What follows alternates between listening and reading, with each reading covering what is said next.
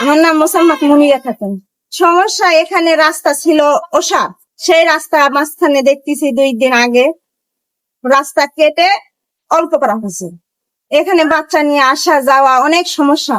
যখন বর্ষা আসে, বৃষ্টি হয়, অনেক সমস্যা হয়, যাওয়া আসা করা যায় না।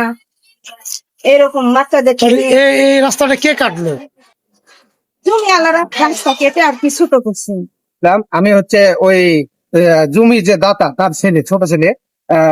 আমার এই জমিটা আমার দাদি আমার বাপকে লিখে দেয়, মানে কবলা। আমার দাদি তাকে লিখে দেওয়ার পরে আমার ওয়ারিশ সূত্রে এবং কবলা মূলে আমার বাপ মালিক হয়। মালিক হওয়ার পরে আমার মামা যখন প্রতিষ্ঠান করলে এই জমিটা যখন রাস্তা পায় না, তখন আমি বললাম যে মামা তাহলে আমাদের জমির দে, তুমি রাস্তা করে নাও। তখন মামা 1.5 হাতের মতো রাস্তা রাস্তাটা করে নেওয়ার পরে এতদিন প্রায় 20 বছর যাবত এই রাস্তাতে চলাফেরা চলতেছে, কোনো সমস্যা নেই।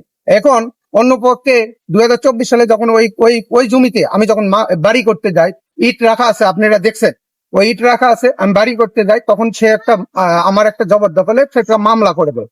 চলমান সে মামলা এখনো চলমান আছে। আমি বলছি যদি কোর্ট থেকে যদি রায় পাও তাহলে তোমাদের জমি আমি ছেড়ে দিব, কিন্তু যতদিন কোর্ট থেকে রায় না আসতেছে ততদিন পর্যন্ত ওই জমিতে কারো যাওয়ার অধিকার নাই। এটা আইনে কথা। আর এই জমিটাতে তারা এখন কোর্টের মাধ্যমে না পাওয়ার ইয়েতে অনেক ইস্যু খুঁজে এখন ঝগড়াঝাটি, মানে জোর দবল করে দখল করতে যাচ্ছে, যার কারণে প্রথমে সে রাস্তাটা কেটে ফেলছে।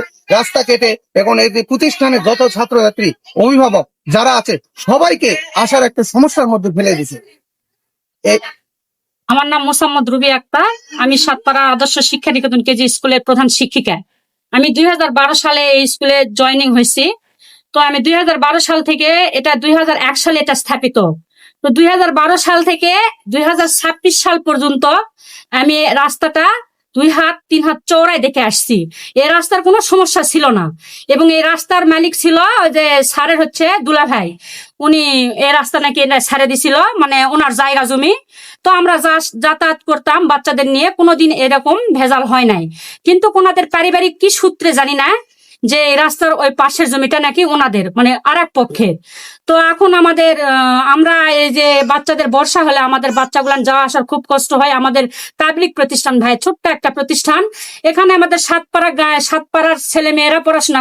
আজকে হঠাৎ আমি 8টার দিকে স্কুলে আসে দেখতেছি যে হচ্ছে স্কুলের রাস্তা, এটা মানে স্কুলে যে আসবো ওই রাস্তাতে আসতেছি, রাস্তা কেটে ফেলে দিছে।